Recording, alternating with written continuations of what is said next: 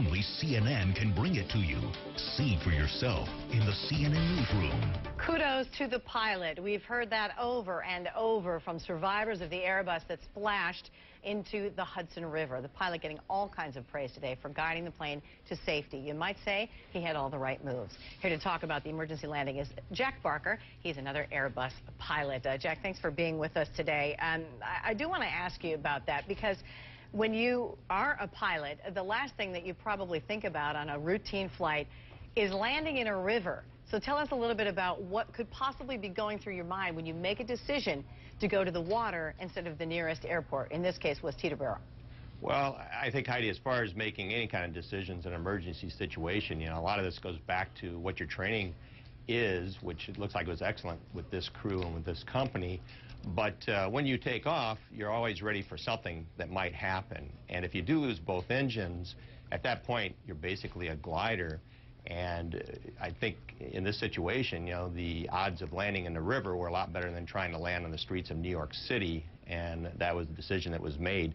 At some point, you're going to run out of altitude and going to have to put it down somewhere. And that's what happened in this case, it looks like, anyway. Right, and I'm really interested, too, in the A320. I know some of them are equipped with this ditch switch where, and you can explain it better than I can, but basically anything that would stick out from the bottom of the plane is made smooth, is pulled back into the plane so that it doesn't act like a scoop, if you will, and maybe cartwheel the aircraft.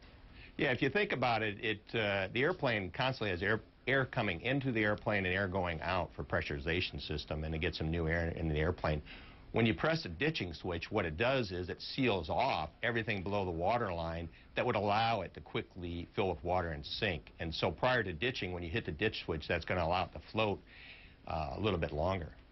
Talk a little bit, if you would, Jack, about what happens inside the aircraft when you are going through a safety checklist. I mean, obviously, some very quick decisions, as you said, have to be made. And there are certain very specific things that go on. It's not like pilots fly around and go, well, you know what, I'm going to try this right now, or I'm going to try to remember what I'm supposed to do. There is a specific checklist. Right, there are specific checklists. When we have time, we can run the specific checklist, but in this case, time was not, there was not a lot of time available, so, and I'm, making an assumption that they just went through what their options were, made the decision to configure for ditching, which is just a few switches, lower the flaps, and, land straight ahead as smoothly as you can on the water. And if you can, involve the rest of the crew. And I think that's the important part of the story, is you have the whole crew, the flight attendants and the pilots, that had to work together then to get everybody off the airplane. And I think that's the real story here, is how successful and how well they used the training that they had to get everybody off the airplane, and including the passengers, too.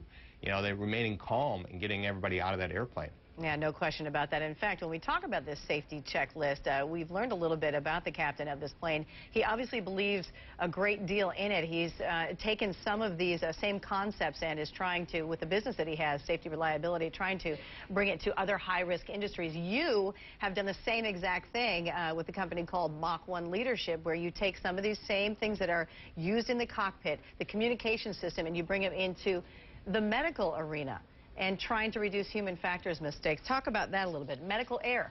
Right. Medical error kills, inadvertently about 100,000 people a year, preventable medical errors. And what we have done is taking the aviation safety principles, specifically what we call crew resource management, team training, trying to get everybody to be on the same page and work together to avoid errors. And as a result of that, we've had some great results, reducing errors in the medical community using the same kind of principles. And it gets back to that whole idea of teamwork. And that's probably, what allowed everybody to get out of that airplane yesterday, is that crew resource management, that team training. And that's what we're finding in the medical industry and other high-risk industries, that the more that they can act as one team and not as a bunch of individuals, the more successful the outcomes are and the better patient care can be. Absolutely. There's actually a study in New England Journal of Medicine about it, too. We want to talk more about that, hopefully, coming up next week. Jack Barker, we sure do appreciate your time here today as an Airbus pilot and also someone who's familiar with these safety checklists in many different arenas. Thank you, Jack. My pleasure. Thanks, Heidi. Surviving a plane crash.